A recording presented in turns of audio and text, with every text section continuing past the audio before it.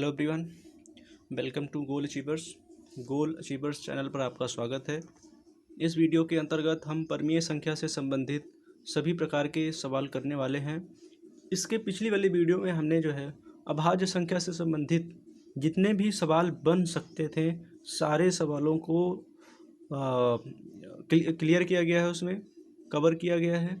ठीक है, इस वीडियो में हम परमीय संख्या से संबंधित, ठीक है, परमीय संख्या किसे कहते हैं, परमीय संख्या कितने प्रकार की होती हैं, परमीय संख्या से क्या क्या जो है क्वेश्चन बन सकते हैं, कौन कौन से क्वेश्चन एग्जाम में आते हैं, सारे क्वेश्चन को हम क्लियर करेंगे। ठीक है, तो चलिए सबसे पहले क्या होता है, परमीय संख्या को हम जान लेते हैं। परमीय संख्या कहते किसे हैं, है ना, यानी रेशनल नंबर। परमीय संख्या, परमीय संख्या किसे कहते हैं?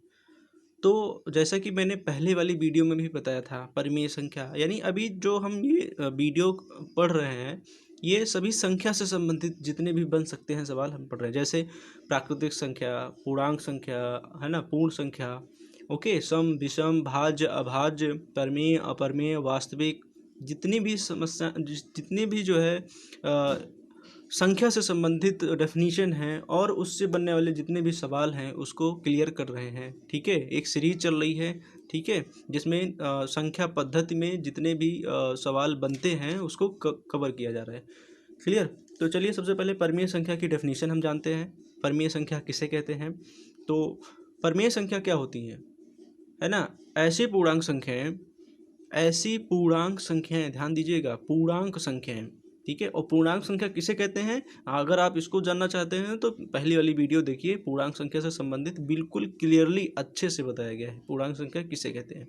ठीक है, तो पूर्णांक ऐसी पूर्णांक संख्याएं जिसे p बाई क्यू के रूप में व्यक्त किया जा सके, है ना, ऐसी पूर्णांक संख्याएं, है ना, जिसको p बाई क्यू के रूप में व्यक्त किया जा सके उसे हम क्या बोलेंगे, क्या बोलेंगे, परमीय संख्या। और जहाँ q does not equal to zero, q का मान कभी जीरो नहीं होना चाहिए, यानी जो हर में q है, ओके, इसका मान कभी जीरो नहीं होना चाहिए। अगर जीरो हो जाएगा तो वो आपकी परमीय संख्या नहीं कहलाएगी। ठीक है, तो इसी को बोलते हैं परमीय संख्या। और चलिए ठीक है, अभी टॉपिक आया है पूर्णांक संख्या का, तो पूर्णांक संख्या भी क्लियर कर लो, है ना, क्योंकि अभी इसमें आएगा, शब्द आएगा। तो पूर्णांक संख्या क्या होती हैं? वे सभी प्राकृतिक संख्याएं, है ना, या ऐसा बोलो कि वे सभी पूर्ण संख्याएं जिसमें ऋणात्मक प्राकृतिक संख्याओं को भी शामिल कर लिया जाए। कहने का मतलब क्या होता है, वे सभी पूर्ण संख्याएं। अब मुद्दा ये आता है कि पूर्ण संख्या क्या होती है ना, तो पूर्ण संख्या 0 1 2 3 4 डॉट डॉट डॉट जितनी भी होती हैं ये जीरो से स्टार्ट होती हैं, वो पूर्ण संख्या होती हैं। तो वे सभी पूर्ण संख्याएं, है ना, जिसमें वे सभी जो है प्राकृतिक संख्याएं जिसमें पूर्ण संख्याओं के अलावा, ठीक है, ऋणात्मक प्राकृतिक संख्या को भी शामिल करते हैं। यानी ऋणात्मक प्राकृतिक संख्या, प्राकृतिक हो लेकिन वो ऋणात्मक हो, यानी -1 -2 -3 डॉट डॉट डॉट, है ना। तो आप जितना लेना चाहते हैं, यानी कि इसमें 3 तरह की संख्या होती है, एक तो जीरो भी होता है, एक तो धनात्मक में भी होता है, और एक ऋणात्मक में भी होता है। समझ गए? तो उसे बोलेंगे पूर्णांक संख्या। ठीक है, इसका मतलब ये हुआ कि परमीय संख्या ऋणात्मक भी हो सकती है। ठीक है ना। और उसके बाद चलिए जैसे एग्जाम्पल की बात करें, परमीय संख्या का एग्जाम्पल क्या क्या हो सकता है। तो परमीय संख्या का एग्जाम्पल क्या होता है, जैसे p बाई क्यू के रूप में लिखा जा सके। तो p बाई क्यू के रूप में लिखा जा सके, जैसे मैं लिखता हूँ 7/3, है ना, 3/5, ओके, 4/5, 1/3, 1/7, 2/1, 1/2, ओके। उसके बाद ये सभी क्या होती हैं, जो भी मैंने अभी यहाँ लिखा हुआ है ये सभी क्या हैं, परमीय संख्या है। कैसे? क्योंकि p बाई क्यू के रूप में इसको लिखा गया है, p बाई क्यू, है ना, ऐसे सब में लिखा गया है। ओके, तो ये सभी क्या है, परमीय संख्या है। जैसे अगर हम बोले आपसे क्या एक परमीय संख्या है, इसमें तो आप कहेंगे कि इसमें केवल p ही दिया गया है, q तो दिया ही नहीं गया है ना। लेकिन ऐसा नहीं है ना, इसमें आप काम बनाने के लिए क्या करेंगे, बटा 1 लगा सकते हैं, है ना। कोई भी संख्या अगर आप लिखते हैं, कोई भी अगर पूर्ण संख्या आप लिखते हैं तो बटा 1 लगा करके उसको परमीय संख्या बनाया जा सकता है। जैसे मैंने यहाँ इसको बनाया, एक क्या है, हमारी परमीय संख्या होती है। अच्छा, तो क्या, अच्छा ये बताइए, जीरो भी क्या परमीय संख्या है ना। तो गेस करिए क्या परमीय संख्या है। आप कहोगे इसमें जीरो आ गया, है ना, तो जीरो कैसे परमीय संख्या हो सकती है?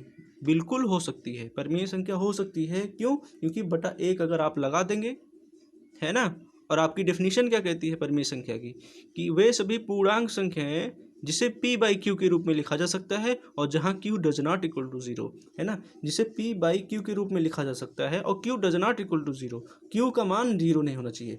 देखो यहाँ p का मान जीरो हो सकता है, p का मान शून्य हो सकता है, q का मान शून्य नहीं हो सकता, और यहाँ q कहाँ शून्य है ना, यहाँ तो एक है। इसीलिए शून्य क्या होती है हमारी, एक परिमेय संख्या होती है। क्या होती है? परिमेय संख्या होती है। क्लियर है? तो दूसरा सवाल आपसे ये है कि क्या 1/0 परिमेय संख्या है? 1/0 परिमेय संख्या है?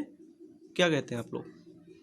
बिल्कुल नहीं है, परिमेय संख्या नहीं है ना। क्यों? क्योंकि p/q के रूप में तो लिखा गया, चलो ठीक है, तुम्हारी बात सही है, p/q के रूप में लिखा गया, लेकिन यहाँ आप एक बात को खंडन कर रहे हैं, किसका? q does not equal to zero का। q का मान कभी शून्य नहीं होना चाहिए, यानी हर का मान कभी शून्य नहीं होना चाहिए, जो कि यहाँ शून्य है, इसीलिए आपका क्या हो गया, ये 1/0 एक परिमेय संख्या नहीं है। क्लियर है? आशा करते हैं आप लोग ये बात समझ चुके होंगे कि परिमेय संख्या कौन कौन सी हो सकती हैं। क्लियर है? तो आगे हम पढ़ेंगे परिमेय संख्या कितने प्रकार की हो सकती हैं। परिमेय संख्या कितनी प्रकार की हो सकती हैं, आप गेस करिए। परिमेय संख्या हमारी दो प्रकार की हो सकती है ना। एक तो वो हो सकती है जो पूरी तरह से, है ना, विभाजित करें और उसका शेषफल शून्य हो जाए, एक तो वो हो सकती है ना। और दूसरी वो जो हम काटें और कटे ही ना, है ना, उसे बोलेंगे परिमेय संख्या, उसको भी बोलते हैं। जैसे अब इसको पहले क्या बोलते हैं, अच्छा, इसमें ज़्यादातर इंग्लिश ही यूज होता है, आप लोग इंग्लिश ही जानने की कोशिश करिएगा। हिंदी बताएंगे लेकिन हिंदी बहुत कम यूज होता है ना जनरली। तो इसको बोलते हैं terminating recurring fraction. Terminating recurring recurring और क्या होता है, फ्रैक्शन। ठीक है, इसका हिंदी हिंदी बड़ा टफ है भाई। टर्मिनेटिंग रेकरिंग फ्रैक्शन, यानी इसको बोलते हैं अनवसानी, है ना, अनवसानी, अनवसानी, ओके, आवर्ती भिन्न, आवर्ती भिन्न। फिलहाल आप यही जानिए कि टर्मिनेटिंग रेकरिंग फ्रैक्शन, है ना, ऐसा मतलब फ्रैक्शन जिसको आप भाग करते हैं और उसका जो है किसी एक जो है ऐसे जो है कुछ डिजिट पर जा करके वो उसका शेषफल शून्य हो जाता है, तो उसे बोलेंगे हम टर्मिनेटिंग रेकरिंग फ्रैक्शन डेसिमल, है ना, यानी ऐसा भिन्न जो टर्मिनेट हो जाए यानी शून्य हो जाए।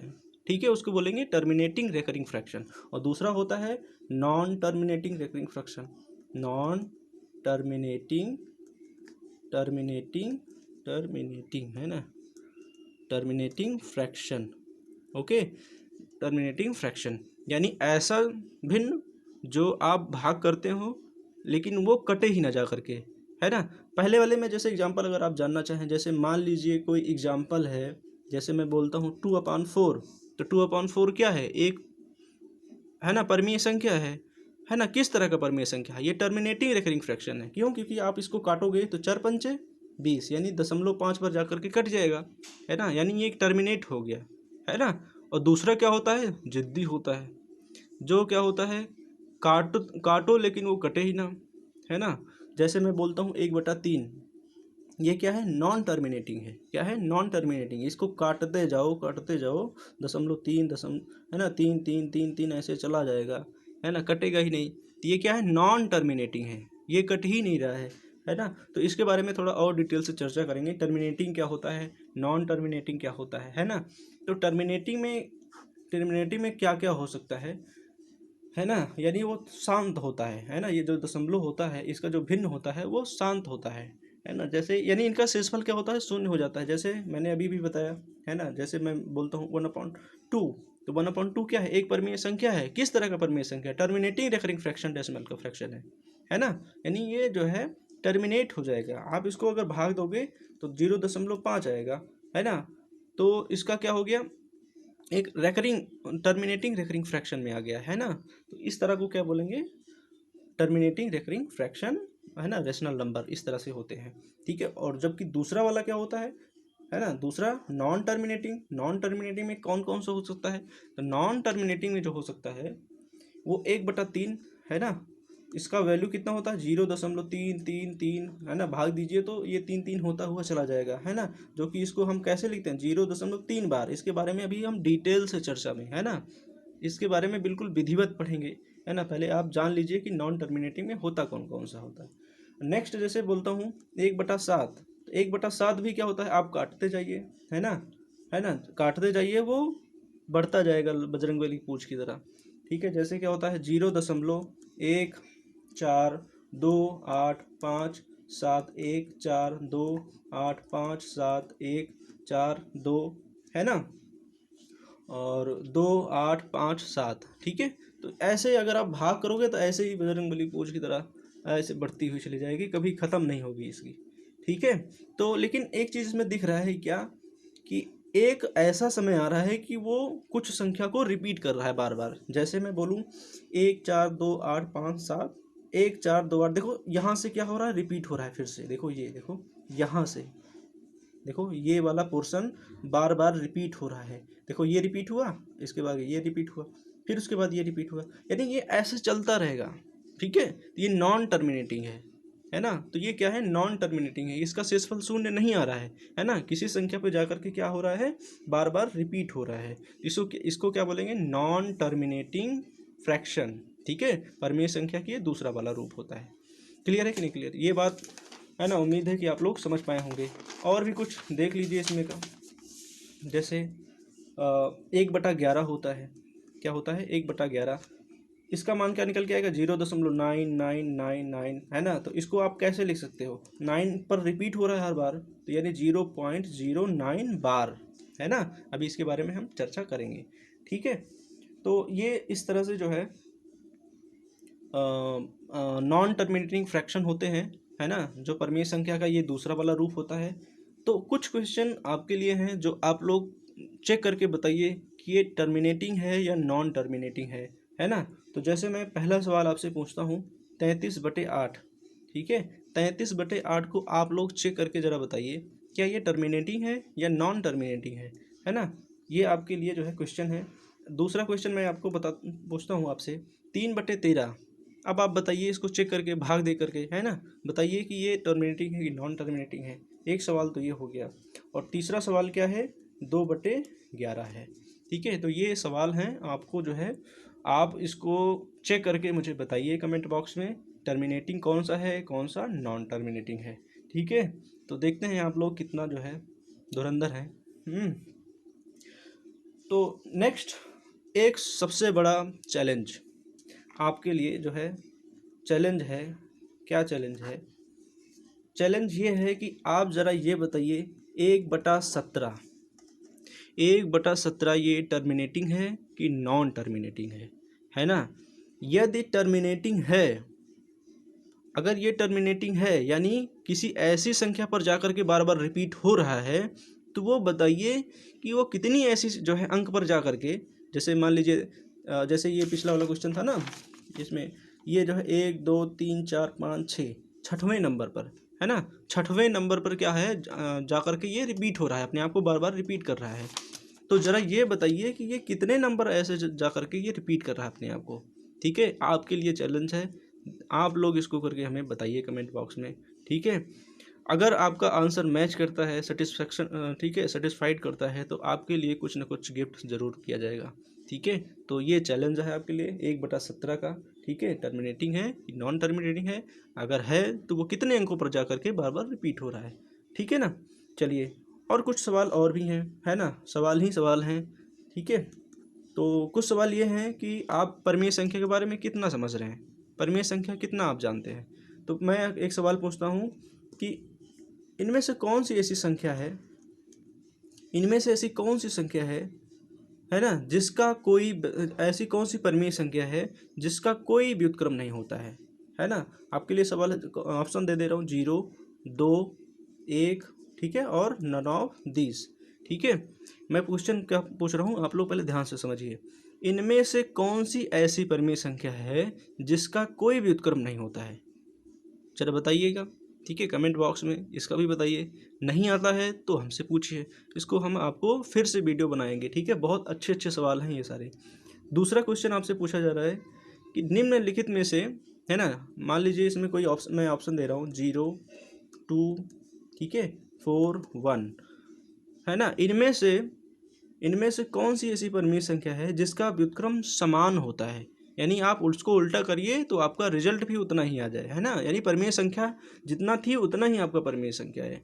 तो आप लोग इन दोनों सवालों को हल करिए। फिर से सवाल सुन लीजिए दूसरा वाला, कि इनमें से बताइए कि ऐसी कौन सी परिमेय संख्या है जिसका उल्टा यानी व्युत्क्रम समान होता है, ठीक है। यानी समान परिमेय संख्या आपको मिलेगी, जितना आपने लिया था आप व्युत्क्रम करने के बाद भी उतना ही पा रहे हैं। तो ऐसी कौन सी परिमेय संख्या है, इसका सवाल, इसका आंसर भी आप लोग कमेंट बॉक्स में दीजिएगा, ठीक है ना।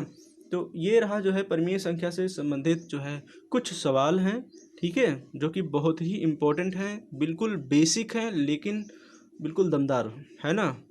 तो इस वीडियो में इतना ही। नेक्स्ट वीडियो में जो कवर किया जाएगा वो जैसे मैंने अभी बताया था 1/11, है ना, 0.099, या इसका क्या लिखा जा सकता है 0.09। तो सवाल ये आता है कि 0.09 बार किसका परिमेय संख्या है, या ऐसा सवाल आता है कि P/Q के रूप में इसको आप लिखिए, ठीक है। तो इस तरह से सवाल आता है, ठीक है। तो बहुत ही इंपॉर्टेंट ये वाला है, इस टाइप के सवाल हर एग्ज़ाम में लगभग आते ही आते हैं, है ना। तो नेक्स्ट वीडियो में इसको ही कवर किया जाएगा। आप लोग पहले इस जो है सवालों का जवाब दीजिएगा, ठीक है, ओके। और अगर समझ में नहीं आया है या जो है अगर ये जो सवाल हल नहीं हो पा रहे हैं तो आप लोग कमेंट करिए, इसका हम सल्यूशन आपको फिर से बताएंगे, ठीक है। तो इस वीडियो के अंतर्गत इतना ही, नेक्स्ट वीडियो का इंतज़ार कीजिए। Thank you.